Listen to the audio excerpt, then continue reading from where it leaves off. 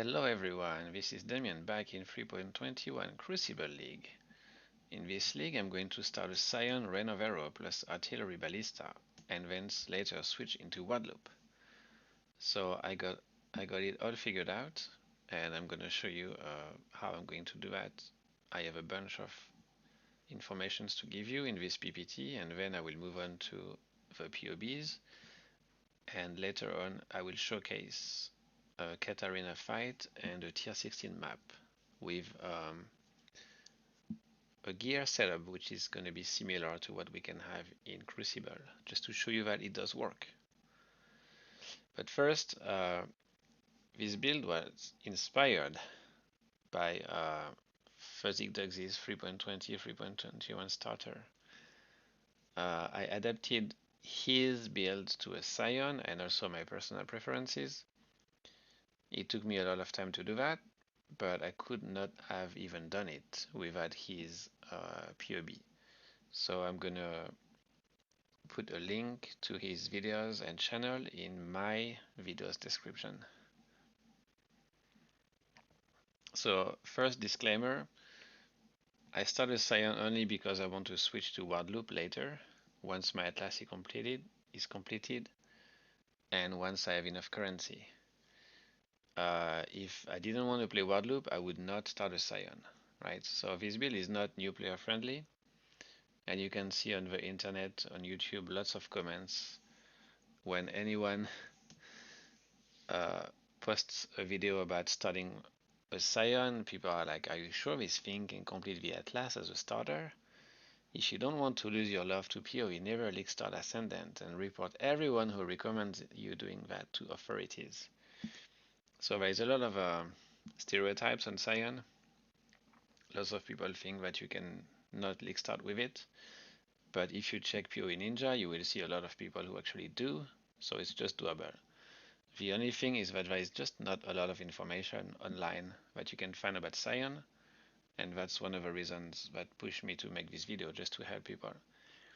So as I said, if you don't plan to play a Scion later, a Wardloop or something else, you have no reason to start a Scion. You should start a Ranger or something else. It will be easier and stronger, especially early on, and you will understand why when I talk about the PoBs. So this is not a full build guide. You will have enough information to make it work if you know what you are doing. But if you don't really know what you are doing, it's going to be really hard for you to make this work. You need to be able to adapt and go through the different PoBs that I will give you and find the information that you need by yourself. So if you are new, I don't recommend studying that. Also here there is no crafting guide. If you need that, again, check Fuzzy Duckzy's channel. He has lots of videos about the gear. The gear is not exactly the same, but it's very similar. So that should be enough to help you. Now, what can and can't this League Starter do? So it can complete your Atlas for 5 to 6 divines. The two expensive items will be the bow and the quiver, and this league there's going to be more people, I think, starting a bow build, so it might be a little bit more expensive than last league, but it shouldn't be less, it shouldn't be more, it should be less, it should not be more than 10 divines, even with bad RNG. So for this price, it can farm Betrayal, Expedition, Harvest, Heist, etc. in tier 16 maps. It can get you your first 2 Void Stones, so you can kill Ether and Searing white, which means, not rare, but anyway, the first time you have to kill them, you cannot change. You cannot change that anyway. It has to be white, so it's okay. But I don't think it can kill Maven and Uber Elder easily. You will have to invest more into a build to be able to do that, and it's not what I am gonna do. So what I'm gonna do is I'm going to sell the fragments I get, or just keep them, and then I'm gonna buy a carry for Maven and Uber Elder. So last league it was like 40 C each, so it's not very expensive, and at least you know at 100% that you will have your Void Stone. So it's not glass cannon. It has some defenses layers like 100% spell suppression, elusive, high evasion, maybe like 40,000 with grace, but has low armor. So you need to keep your distance from the enemies, and you also need to keep moving. You cannot just stand still in the same place for too long, especially if you see that someone is going to attack you. And for people who are skeptical, they think that the Scion cannot be studied or it cannot work, especially in a bow build, I will add a T16 map run and a Catarina kill at level 83, so tier 14 plus maps, at the end of this video. With a similar character, and I will show you all the gear. It's not going to be exactly the same because I cannot play 3.21 now. There's going to be some differences, especially in the skill tree, but the character will be equivalent, and you will see that. I will talk a little bit more about that later. Wait, isn't Wardloop dead? Yeah, I saw lots of people who thought that Wardloop was dead. Just because we lost one mastery, people started to thinking that Wardloop was dead. They're like, it needs a lot more than that to kill Wardloop. So basically, our utility flasks lost 3 to 4 charges during their effect. It depends on their duration. If they last longer, we lose more charges, but again, we need less charges, so at the end it's the same. So it's not a big deal because I tested it in Sanctum. I removed that mastery on my Wardloop character.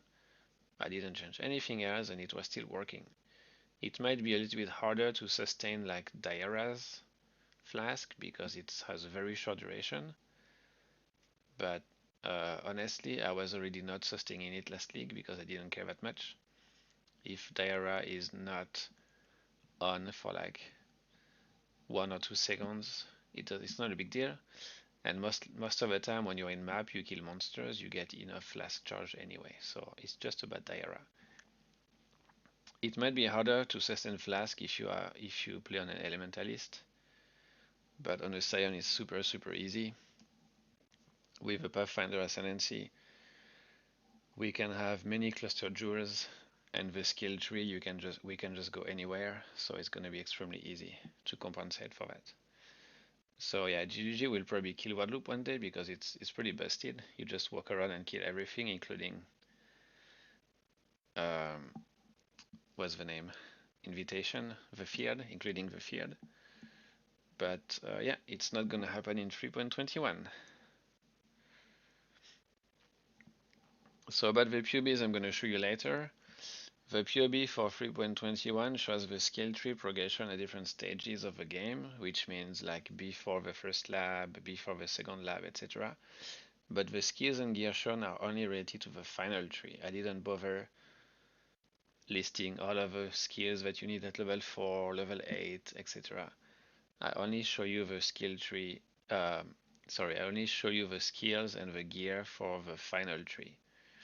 If you want to know what skills to use in Act 1 and so on, you can check the PoBs from my 3.21 Sanctum SSF run. I have like 5 PoBs, I think, at different stages of the game in the campaign and after and during maps. And these PoBs, they're not up to date, so you will have to adapt. For example, I used the Onslaught, but we don't have Onslaught anymore, and things like that. Yeah, so you're gonna have to adapt a little bit. So I don't have any Wardloop PoB. I will post one later in the league once I switched. But I think it's gonna cost me around 20 to 30 divines to make the switch. Yeah, that's it. I tested it already in Sanctum with like very low gear. No Omni, nothing like that. No fractured mods or anything. And it was working quite well. So I will be doing the same in 3.21. And now I'm going to record another video to show you the PoBs and later on the showcase. Thanks for watching. See you soon. Alright guys, we are back here to talk about the PoBs. So the first thing you should do once the league starts and you can create a character, like I wrote in the notes here, is you should create and start a ranger.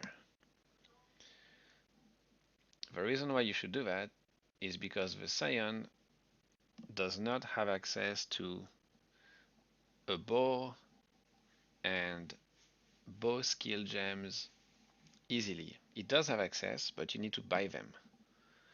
So you need to spend all of your wisdom scrolls just to buy a bow and to buy galvanic arrow or something like that. So then you don't have any wisdom scrolls left. Later on, when you need to buy new gems, switch some pieces of gear and stuff, you will not have anything left. But if you start with a ranger, not only you can start directly Scion with a bow skill. I mean, after you got to town, you know, you still have to go through the beach with like swords and whatever skill that is, which I don't like. But as soon as you get to town, you can already start with a galvanic arrow, a bow, and you don't have to buy anything. So you will have 6 Wyndham scrolls. Because of course, the ranger, you will throw everything you get from the ranger into your stash tab, everything, and then you will get it on your Scion. So you will have 6 wisdom scrolls, the bow, the gem, and you will be set to start directly with a bow build. A bow, yes, with a bow skill. So it will be super good. What you have to do though, and not forget to do it, is you have to talk to all of the vendors that can give you something for free. So I think in this case it's only this guy. I don't think that the other two, I forgot their name, can give you anything. Nessa and the other guy, I don't think they can give you anything. And with your ranger, before you log out, you also need to check. See if you can find a free link, green, green, green, and green, green, red. You can use that to help you to find it. So then you throw everything from the ranger in your stash. Then you log out, delete your ranger, create a Scion, go through the beach, and then you equip everything from that you get from the ranger, and then you already start your build. Doing that is very, very good. You will not have to open chest and like, oh no, I don't have any wisdom scrolls. I need to open this chest to see if I can get some, you know. You don't have to worry about anything. You can just go and blast Act 1. Okay? And then I put some information here is just to give you some kind of ideas. Before I did the first lab, I had this much tooltip damage for Rain of Arrow and Ballista Totem support with Galvanic Arrow. In town, this is the tooltip damage in town. So if you have that, you should be able to do it. If you have less, it will be harder. If you have more, it will be easier. And I did the same before the second lab and before the third lab, just to give you some numbers to help you to be like, oh, I am a little bit low damage now. Maybe I should wait before and until I get a better bow, and then I can run it. So here you can see I have Ballista Totem support and Galvanic Arrow, because in Act 1 I will switch to Rain of Arrow at level 12, and I will throw the Galvanic Arrow into the Ballista Totem support. First you play with Galvanic Arrow, and at level 12 you switch. You can switch already to Artillery Ballista in Act 3 if you want to, by doing the library. It will give you these gems, but personally I'm not going to do it. I tried it. Actually yesterday I tried to do that, but it will waste around 10 minutes of my time, and I will probably not have enough currency to buy all the gems anyway. So it's kind of useless. I might come back and do it later after Act 4 or 5, but I'm not even sure, because you will get all of these gems into Act 6 anyway. So not sure. Yeah. I also put some notes here. Don't forget to level the gems you need later when switch to crit. Later on you will switch to crit, probably during yellow maps. And so there are some gems that you will need. 2 crit damage support, 2 inspiration if you don't have already one, and 1 or 2 elemental damage with attacks. Again, it depends on the link that you find. Sometimes you find a good link for Rain of Arrow early on, and you can already put elemental damage with attacks. So then you only have to put 1 into your Ballista setup. So you might have to buy 1 or maybe 2. Don't forget, you have to buy these gems. This one you cannot buy it except if you do library, but I think inspiration maybe is the same. So you should buy these gems at the latest at the beginning of Act 6, and then you should level them up in your second weapon. to make sure they level up at the same time. Because if not, when you switch to crit in yellow maps, these gems will be like 2 or 3 levels behind the other ones. Like your Rain of Arrow will be on the way to level 20, and these ones will be like level 16 or 17. So you will lose a lot of damage, so it's not very good. So make sure you don't forget to buy them. And for elemental damage to attacks, you want to buy them from the axe. You don't want to buy them in Act 6 because Act 6 gems are all level 1, but all the gems you have during Act 1, 2, 3, and 4 will already be leveled up to like level 10 or 12 or something like that. So it will make it a lot faster to level them up.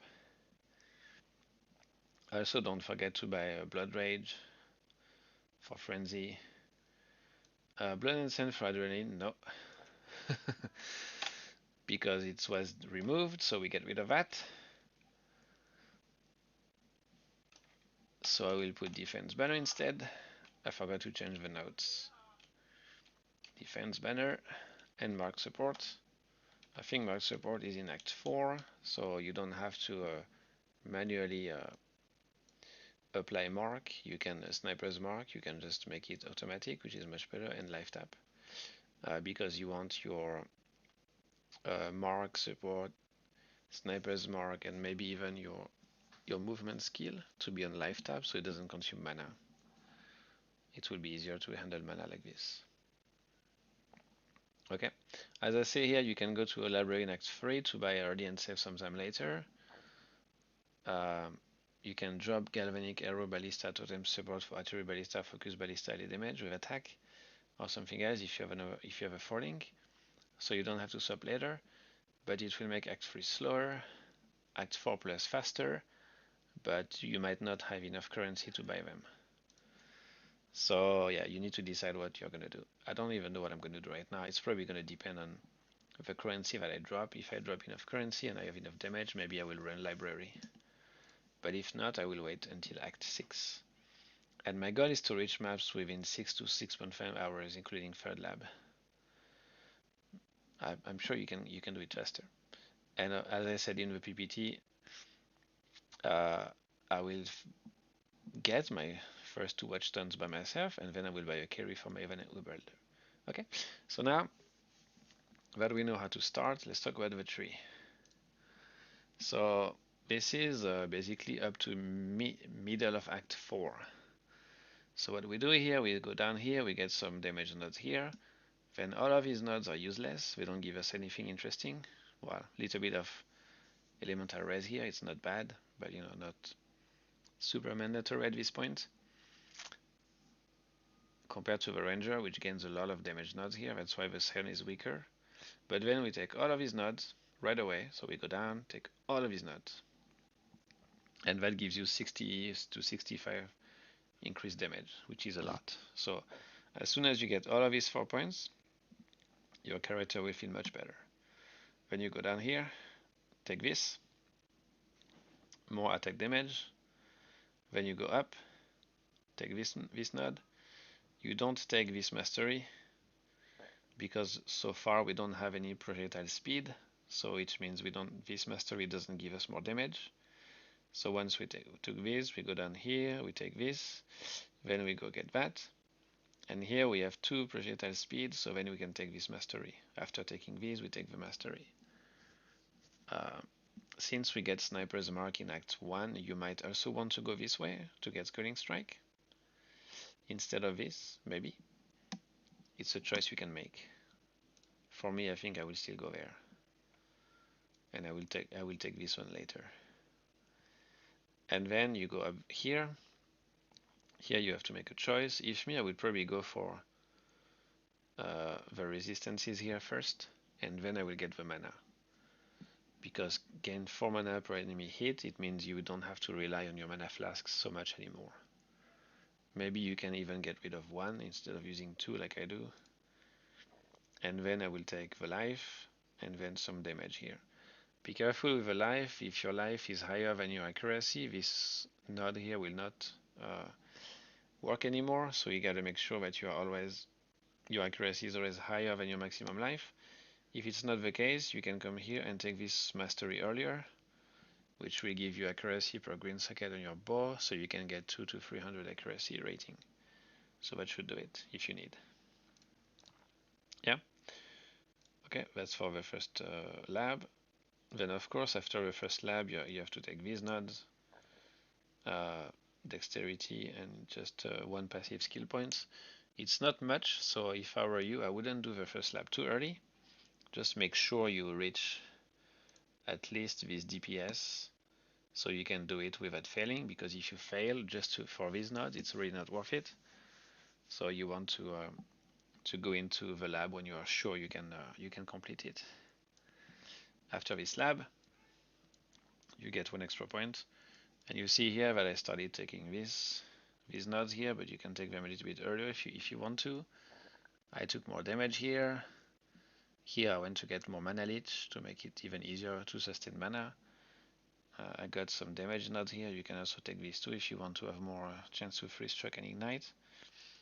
We filled in this one to get more damage. We took some life here, and then we go to charisma. So again, you need to adapt. If you need more life, just go for the life nodes first. If you need more damage, go for the damage nodes first. But one thing that you must do is before you finish Act 5, you need to have all of these 3 nodes here, including charisma. The reason is because at the beginning of Act 6, we are going to add Grace and Defiance banner, and if you don't have charisma, you will not be able uh, to reserve Grace or Defense banner. You will not have enough mana to have all the auras, so that would be a problem. Even though we don't have a Grace mastery here, it should be enough for you to be able to run Grace. If you don't have enough mana to run Defense banner, then just run Grace and forget about Defense banner, and you will add Defense banner later. You can buy it and make sure you try to level it up in your weapon swap. But yeah, you need Grace for sure, or you're gonna start dying too much. So that's strat before the second lab. Same, there are some thresholds here to give you an idea of the damage that you need. Okay. Then second lab is very important because we take the Raider here. Pathfinder is not interesting, it's just about flask, and we don't really care about that. We are not going to do anything with a flask. It's not a big deal. It's not going to give us enough to be useful. The Deadeye +1 projectile we don't need because it's Rain of Arrow. We already have a lot of projectiles, so it's useless. And the rest is not very useful. It can give us a little bit more damage, but we get nothing for defense. So in my opinion, it's not worth it. Instead, we go Raider with spell suppression. Chance 20% is good because it means later on the skill tree we will have less passive to take to be at 100%. Movement speed is great. Onslaught on full frenzy charges is awesome. Onslaught is great. Phasing, we can go through enemies, is also great. And the chance to get a frenzy charge is okay, but I don't think this method of getting, this way of getting frenzy charges is very efficient, because it's only when you hit a rare unique enemy. So instead what we're going to do is we're going to use Blood Rage. And Blood Rage will give us frenzy charges on kill. So it will be full frenzy charges very fast, which will allow us to have Onslaught, perma Onslaught. And then, once we are already at full frenzy charges, it will be very easy to keep them full by just hitting rare or unique enemies. So that ascendancy is extremely important. And then we will take more damage nodes here, more damage nodes here, we will get some life here, we get some spell suppression here, we will get the spell suppression wheel here, and here we will take these 2 life nodes, and then we will respect these 2 nodes here. If you want to go offense, you can always take these 4 nodes instead of the spell suppression. But at this point, you should deal enough damage that it's better to go defense. Okay. So this is before lab 3, the third lab. And right after the third lab is basically when you're ready to run maps, is when the big respect is going to happen. Because after the third lab, you can start from the Ranger Ascendancy. So it means you can respect all of the nodes here, which is super nice. Finally, we can get rid of these 6 things that don't give us anything. Just be a little bit careful, you're going to lose some elemental resistances, so you're going to have to compensate for that. But yeah, even if you can allocate these points without this ascendancy node here, you cannot respect any nodes around here. You need to start from here. So you need to have this one, so then you can start from the ranger. So we have enough respect points during the campaign to get rid of all of these. You might want to do 1 or 2 side quests if you don't have enough, but it should be doable. And then of course we allocate this point somewhere else. So we take the mastery here with +1 arrow. We take some attack speed here. We go more leech here, so we can get rid of these points. This point, we can get more life. We get 1 more frenzy charge. Here you just have to decide what you want to do. It depends on your build and the way you like to play, right?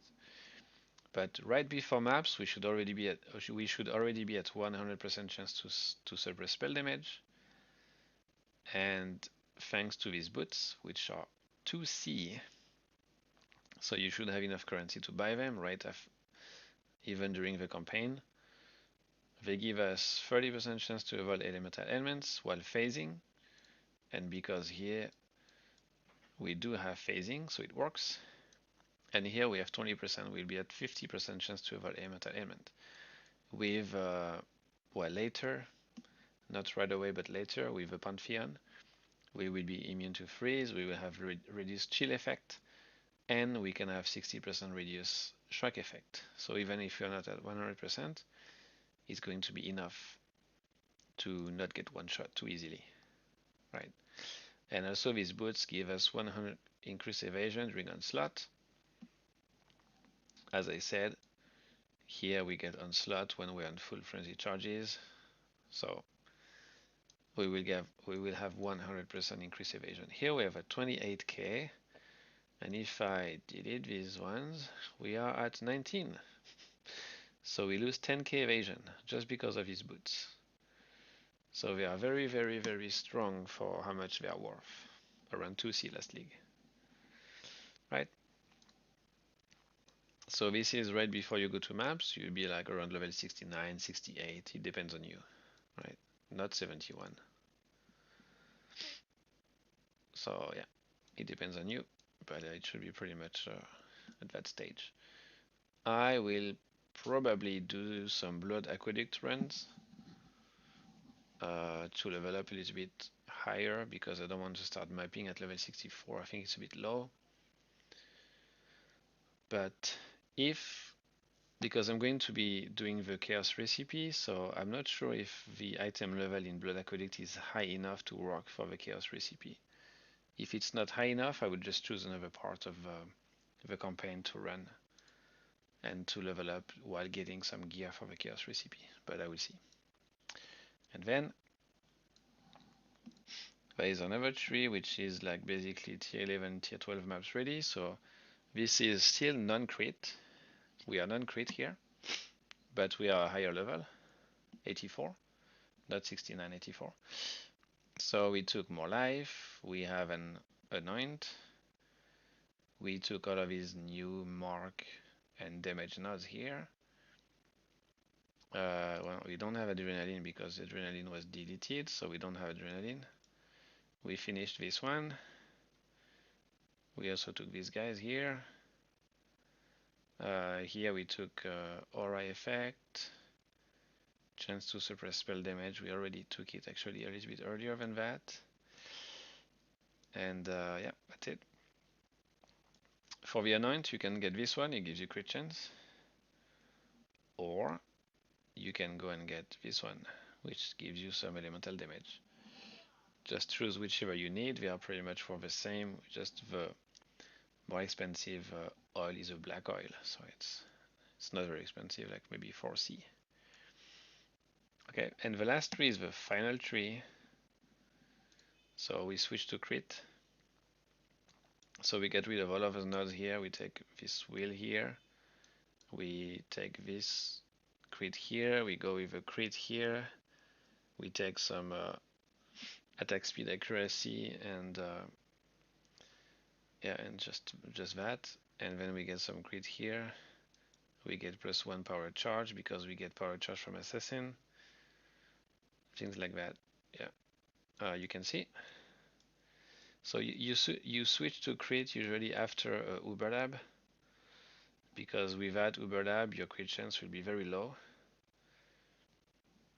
because the assassin gives you base crit, power charge and crit, elusive and crit, and then immunity to reflect. So if you don't have power charges, means if you don't have his ascendancy, your crit chance will be super low. Let's see. Now I'm at 486.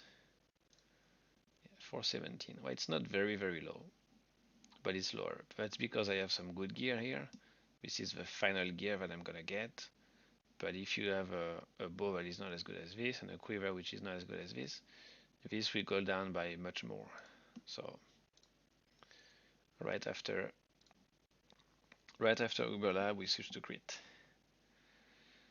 This tree should be strong enough for you to do Uber Lab without being crit. But if you have a currency to buy a very nice bow and a very nice quiver, you can already switch to crit and then do Uber Lab. It's also doable. You will have to see for yourself. That's why I said it's not necessarily a friendly new player build, because there's some things you need to figure out by yourself. We also get this guy, but it's only for the strength requirement. We don't care about anything else. We only have some like life nodes here. There is nothing crazy. Totem don't care. Melee don't care. Fire resistance, oh that's nice. Life, burning damage, don't really care. Stun duration, don't care. Totem placement, not bad. And some leech. So there is nothing crazy here. It's mostly just for the strength. And yeah, I think that's it. I will not put more currency into this build than this. The expensive part here is going to be the bow. You need to buy a base that has Weather, Fractured Fire or Cold, and then you spam Essences of Wrath. Here is a deafening, but if deafenings are too expensive, you can just go with Freaking. You just lose a little bit of damage. And you need attack speed and crit chance. You don't necessarily need to have all 4 mods like this already on your bow. You can just craft one of them. So if you throw your lightning essence and you get cold and attack speed, then you can just craft crit chance. Or if you get crit chance, you can just craft attack speed. Or if you get attack speed and crit chance, you can craft flat cold damage. But I think crafting flat cold damage will be lower tier, will be maybe tier 4 or 5, so will be less damage. So yeah, this bow will probably cost you around 2 to 3 divines.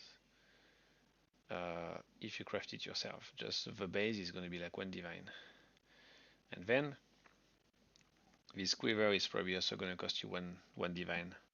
This one is very good. I don't even know if I can find one that will be as good as this one. I assume a quiver like this would be 1 to 2 divines at least start, so like day 3 or 4. And all the rest is self-crafted. So you see here that we added defense banner, but in Act 6 I don't think we have enough mana for defense banner.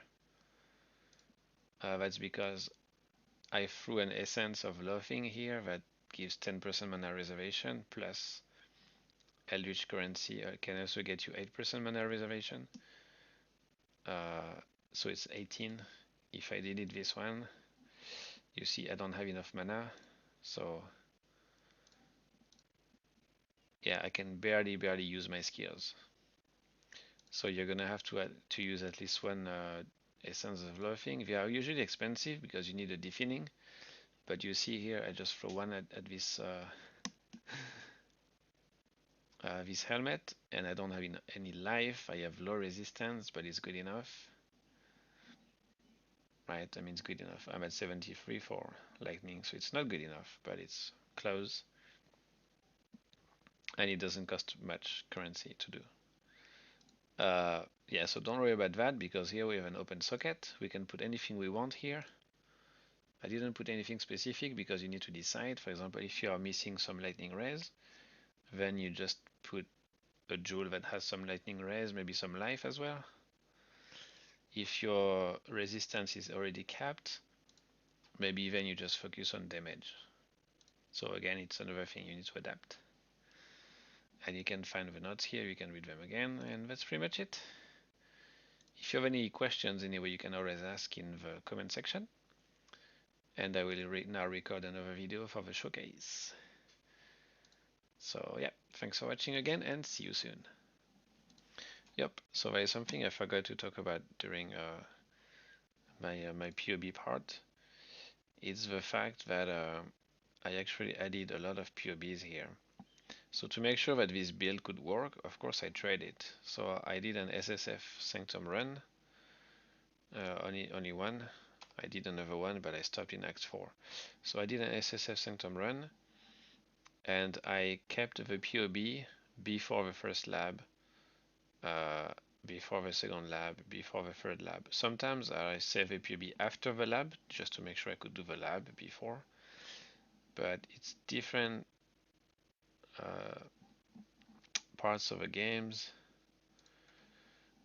that can actually help you to see what kind of gear I had, what kind of damage I was dealing. Then I also have maps ready, I have tier 11, 12 ready, and then switch to crit. Before switching to crit, I transferred my SSF to Sanctum because I couldn't buy the bow or the quiver, I couldn't find it. It was extremely hard to find in SSF, and I was stuck. So I transferred to Sanctum, and then I bought the bow and the quiver. I switched to crit, and I did I did Uber Lab, and that's it. So this PoB is similar to this one, not the same because there are some changes in 3.21, but it has less damage because the gear is not as good. This is as good as it gets, and I don't think I will get much better than this, at least for the bow and the quiver. I will try to get more chaos rays to be at least in the plus or 0. I will try to get some life on the helmet.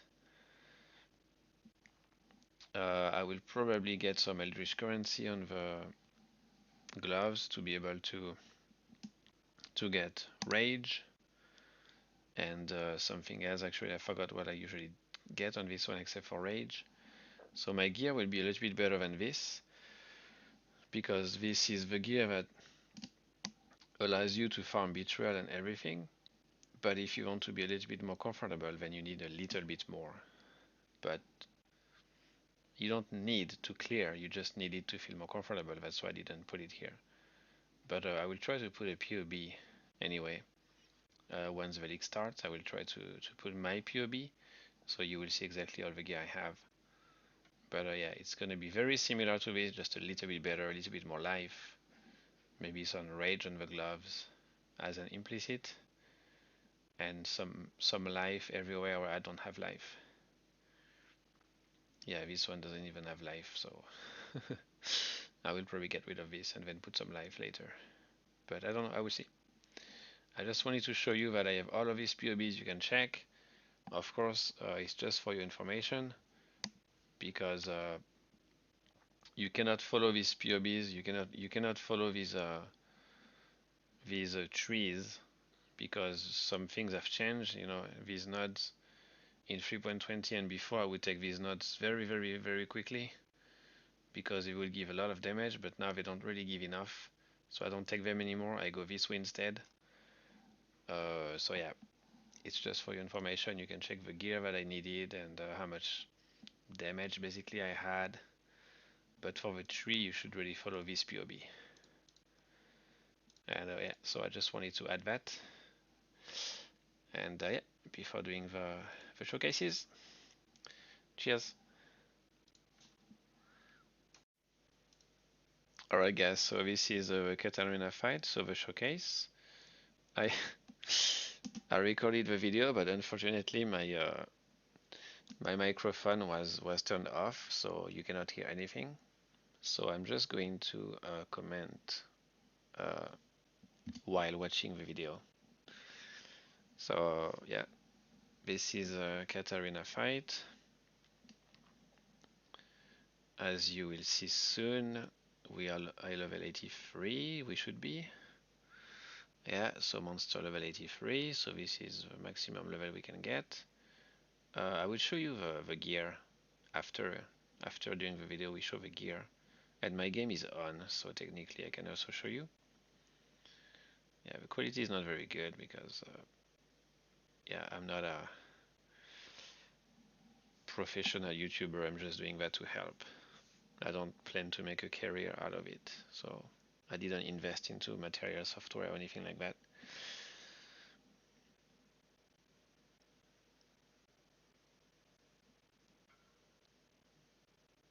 Someone wants to buy something from me. Okay. Done. First part is done. Let's go.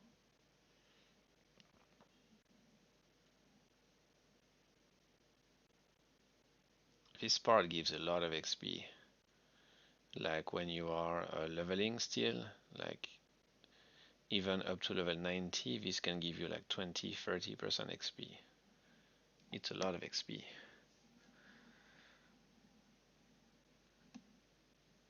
So kill the mobs.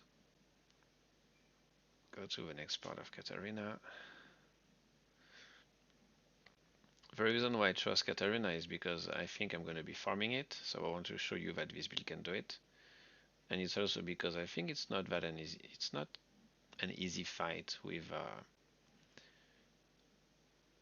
low damage, because this fight has a lot of traps that can just one-shot you.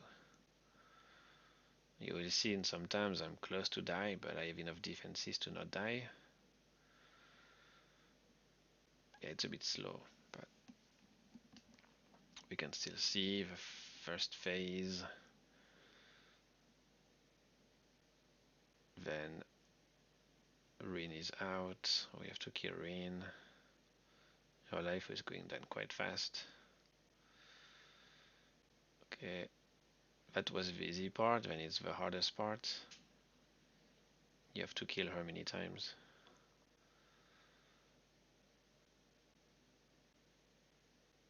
Okay, then go there.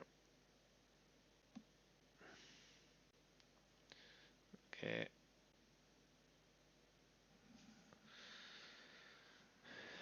Then she teleports, so of course we don't deal damage while she's doing that. Yeah, you see this is one of the traps, so early on you don't deal enough damage, her HP doesn't go down enough, so she will summon some skeletons dogs like this. But you can, before killing the syndicate guy, you can actually pop them. Oh, here I missed two, but you can pop them so they don't go, they don't unlock themselves or whatever it's called, because they deal a lot of damage. If 2 or 3 of them hit you, you are dead basically. So continue to heal her. So far it's okay, didn't really make any big mistakes. Okay, next one, the second one. We need to do this 3 times. Ooh, close to dying here, because it will degen your life while you are in there.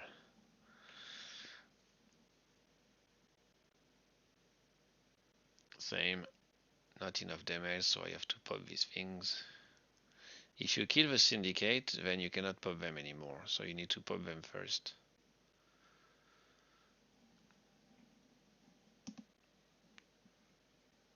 Yeah, it's a bit boring without the sound, but that's what it is.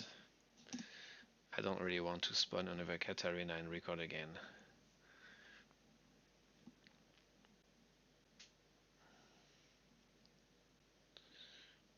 I think here I'm gonna die one time.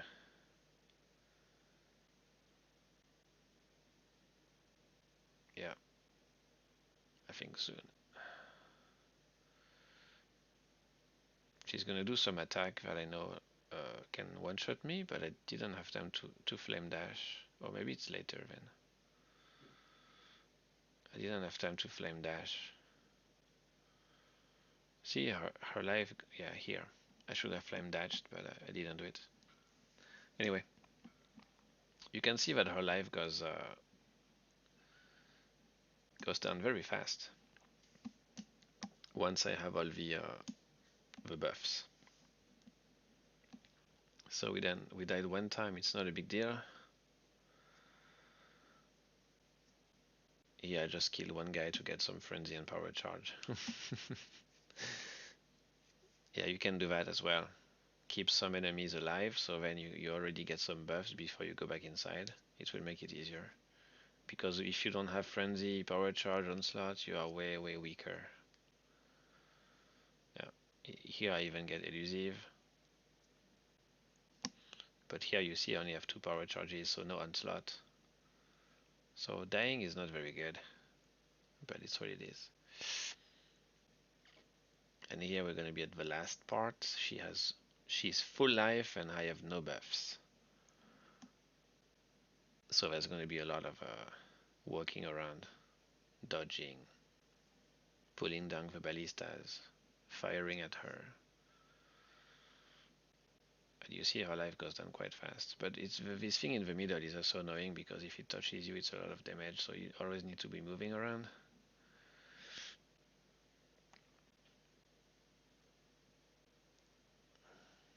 She's almost dead. Alright, so here I'm gonna be showing the skill tree and the gems, so and the gear. So I'm just gonna let it on to show you that it's actually the same build, and then I'm gonna go in game to talk more about it instead of staying in this video. So you see level 89, but 4 passives that I'm not taking, and that's the tree, which is very similar to the one in 3.21 PoB, except some points.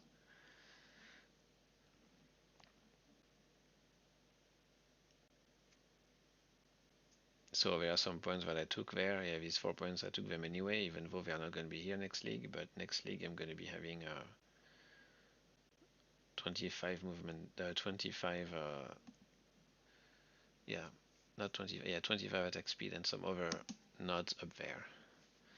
And then the gear, just to show you that it's exactly the same as in the PoB. Yeah, some of my gems are not even level 20 yet, which in the league will not happen. They will already be 20 because I will be running so many maps. So you can see the gear. Right, the same gear. You can pause on this if you want to make sure it's the same gear. It's fine. And that's it. So now I'm going to go back in game. Right here. So this is right after the fight and the kill. So yeah, the same gear, exactly the same gear. Yeah, exactly the same. No changes.